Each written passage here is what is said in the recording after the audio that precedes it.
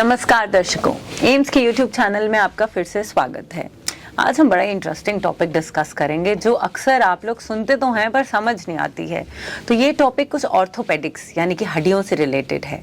आज हमारे साथ हैं डॉक्टर सबा रत्नम जो कि एम्स जम्मू में ऑर्थोपेडिक डिपार्टमेंट में असिस्टेंट प्रोफेसर हैं। सर, आपका स्वागत है। सर, आज हम जानेंगे ऑस्टियोपोरोसिस के बारे में, यानी कि हड्डियों का कमजोर होना। तो सर, अब हम आपसे ही जानेंगे क्या है ऑस्टियोपोरोसिस। ऑस्टियोपोरोसिस ऐसा एक बीमारी है जिसमें आपका बोन्स वीक हो जाता है। आपका बोन्स जब आप यंग हो उस टाइम पे बहुत स्ट्रांग होता है, मजबूत होता है, but later on as you age आपका बोन्स वीक हो जाता है, ब्रिटल हो जाता है, तो वो ईजीली फ्रैक्चर हो जाता है। जैसा कि आप बाथरूम में गिरते हो, आपका फ्रैक्चर नहीं होता है, बट व्हेन आपका ग्रैंडफादर और ग्रैंडमदर गिरते हैं उनका हिप बोन में फ्रैक्चर हो जाता है क्योंकि उनका बोन्स वीक हो जाता है। इसको ऑस्टियोपोरोसिस कहते हैं। So why is it so important to discuss कि अभी we are discussing about osteoporosis and क्या हमारी सारी एज ग्रुप्स या who are the people who are more prone to it, either male, either female, who are more prone to it? Usually osteoporosis affects elderly people. Yes. Elderly people. Youngsters में भी आता है जो जिसका diet ठीक नहीं है, जो बिल्कुल सेडेंटरी लाइफ लीड कर रहे हैं, उनमें भी ऑस्टियोपोरोसिस हो सकते हैं, बट यूजुअली एल्डरली पीपल में ज़्यादा होता है। Those who are more than 60, particularly women are much more vulnerable because उनको post menopausal that is menopause के बाद ईस्ट्रोजन का कमी की वजह से बोन मेटाबॉलिज्म खराब हो जाता है, उसी के कारण बोन्स मेन से जल्दी वीकन हो जाता है। So post menopausal women are much more prone than men. Elderly men are also prone, but postmenopausal women are much more prone than them. तो डॉक्टर साहब ने हमें बताया कि पोस्ट मेनोपॉज यानी कि when you cross the age, जब आपके पीरियड स्टॉप हो जाते हैं उसके बाद आप ज़्यादा प्रोन हो जाते हैं ऑस्टियोपोरोसिस की तरफ। तो डॉक्टर साहब, हम आपसे जानना चाहेंगे कि what are the warning signs and symptoms, like किसी को पता चल जाए okay now I am heading towards osteoporosis, I have to take some preventions, तो सर उसके कौन कौन से signs and symptoms? Yes, osteoporosis को हम साइलेंट डिसीज बोलते हैं। इसका प्रोग्रेशन पता नहीं चलता है, एज वी एज बोन्स धीरे धीरे डे बाय डे वीकन होते जाता है। मोस्ट ऑफ द पीपल 90% से भी ज़्यादा पीपल को जब पहली बार फ्रैक्चर होता है उसी टाइम पे पता चला जाता है उनका बोन्स वीक था। ओके, सो इसका रेयरली बहुत कम लोगों में सिम्टम्स पहले से दिखना शुरू हो जाता है, लाइक हाइट कम हो जाता है उनको, बोन्स है ना जो स्पाइन में देयर आर 33 वर्टिब्रास, उन बोन में कंप्रेशन फ्रैक्चर होके उनका हाइट कम हो जाता है, पोस्चर ऐसा स्टूपिंग पोस्चर हो जाता है। सो इससे पता चल सकते हैं कि उनको ऑस्टियोपोरोसिस शुरू हो गया है and it is actively there in them. Otherwise it's called a silent disease. जब तक फर्स्ट फ्रैक्चर होता है तब तक पता नहीं चलता उनको ऑस्टियोपोरोसिस है। Sir, in the starting we discuss और आपने हमें बताया कि फ्रैक्चर्स आ जाते हैं, जैसे आपने एग्जांपल दिया कि कोई स्लिप होता है बाथरूम में तो देयर इज अ एज कि आप प्रोन हो जाते हैं व्हेन यू आर एल्डरली, आप ओल्ड एज में आते हैं। सो what is the connection, what is the link between the osteoporosis and fractures? Yes, usually fractures happen when there is some high velocity injury like road traffic accident, bike से गिरा, car दो clash हुआ उस time पे।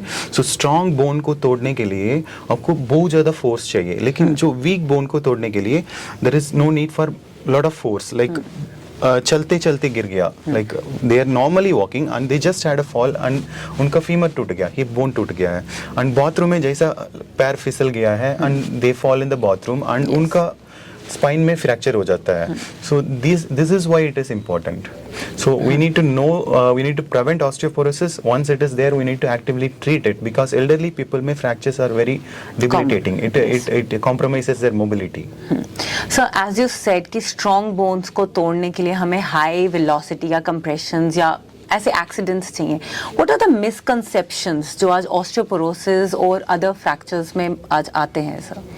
Osteoporosis का knowledge लोगों में बहुत कमी है, बट जिनमें भी नॉलेज है उनमें मिसकंसेप्शंस ये है कि सम many people, even though educated ones also believe that it is a bimari of old age. Like, but these days even young people are more prone to it because of poor nutrition and lack of physical activity.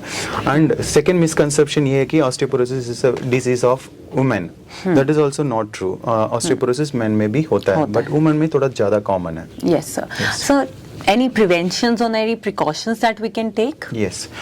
So when you are young, you should lead an active lifestyle. Active lifestyle in the sense you should exercise regularly, like walking, jogging, and weight-bearing exercises. Weight-bearing exercises are the utmost important. The more you exercise, the more your bone density is. So that bone density helps you in old age. Okay. So second thing is you should avoid smoking alcohol. Smoking is bad for your bones.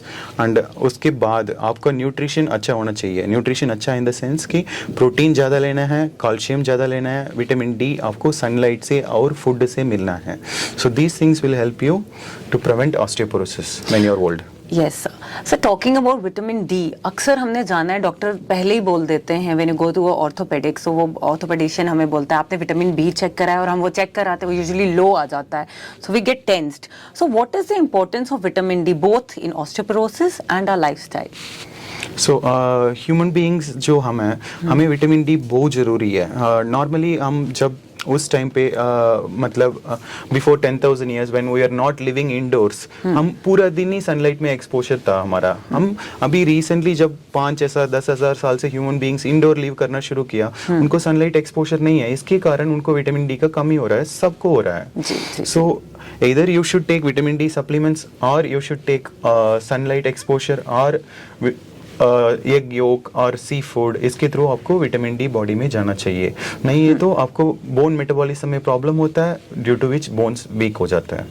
जैसे कि doctor साहब आपने हमें बताया कि जो lifestyle हम follow कर रहे हैं आज, लुकिंग इनटू इट, जो सेडेंटरी लाइफस्टाइल है या जो हम फॉलो करते हैं, इंडोर्स बैठते हैं, बाहर हमारा घूमना फिरना कम है, is it contributing towards osteoporosis? Yes, definitely. Osteoporosis आपका जो बोन डेंसिटी जल्दी कमी हो जाएगा अगर आपको बोन के ऊपर वेट नहीं डाल रहे हो तो. सो वेट डाल रहे हैं इन द सेंस की exercise and weight bearing exercise, these two can lead to increase muscle mass and increase bone mass as well.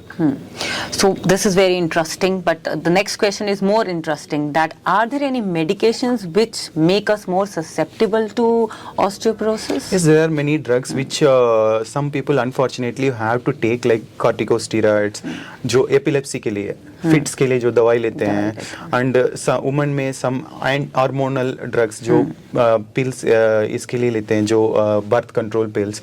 These things can contribute to osteoporosis. And in women you said there are more problems of osteoporosis than men. Any hormonals or hormones responsible for this, sir? Yes, post menopausal आपको oestrogen कमी हो जाता है. Oestrogen कमी होने के कारण calcium metabolism में, विटामिन डी मेटाबॉलिज्म में प्रॉब्लम आती है, बिकॉज कैल्शियम बोन में डिपॉजिट होना needs oestrogen. So post menopausal जिसको बहुत ज़्यादा ऑस्टियोपोरोसिस का प्रॉब्लम है, बहुत सीवियर ऑस्टियोपोरोसिस है, उनमें हमें हार्मोन रिप्लेसमेंट की थेरेपी देने की ज़रूरत पड़ती है. Yes, sir. So what is the diagnosis, sir, for this? Diagnosis हमें एक डेक्सा स्कैन है, वो करने से आपको ऑस्टियोपोरोसिस है कि नहीं है ये पता चला जाएगा. डेक्सा स्कैन में आपको आपका बोन को, आपका जो नॉर्मल एक यंग बोन के साथ कंपेयर करके आपका बोन का स्कोर दिया जाएगा. आपका स्कोर अगर -2.5 से कमी है, फिर आपको ऑस्टियोपोरोसिस बोलते हैं. Any treatment, sir, for this currently, or any research going on in this field? Yes, there is a lot of active research going on in osteoporosis. Osteoporosis once अगर establish हो गया, diagnosis हो गया, हम उसके लिए treatments देते हैं, oral tablets देते हैं, that is like alendronate, risindronate, they are bisphosphonates, and once a year injection है zoledronic acid, and there is daily, every day subcutaneous injection is there, which comes in with a pen, that is teriparatide. And there is one more thing which is a monoclonal antibody which is called as denosumab, that is given once in 6 months. Sir से हमने जाना कि कितना important है कि हमारा एक healthy lifestyle हो. We should go to in the sun. अभी तो सर्दियाँ आ गई हैं, हमें सबको धूप में तो बैठना ही है, तो let's take a pledge that will go into the sun, will have a good lifestyle and healthy lifestyle. Before we break, because of the time sir, because it was a very interesting topic, हम फिर से sir से बात करेंगे आगे के episodes में और जानेंगे कि ऑस्टियोपोरोसिस के ऊपर और क्या क्या नई नई रिसर्च हो रही है और कौन सी मेडिसिन या प्रिवेंशन हैं जो हमें लेनी है. बिफोर गोइंग सर, एक टेक अवे मैसेज छोटा सा हमारी ऑडियंस के लिए. Yes, when you are young, lead a healthy lifestyle, healthy active lifestyle. Eat healthy, take more protein, more vitamin D and more calcium rich food, and lead a active healthy lifestyle. weight bearing exercise करना जरूरी है. These things will lead to your bone density will increase when you are young, and this will lead to help you prevent fractures and osteoporosis when you are old.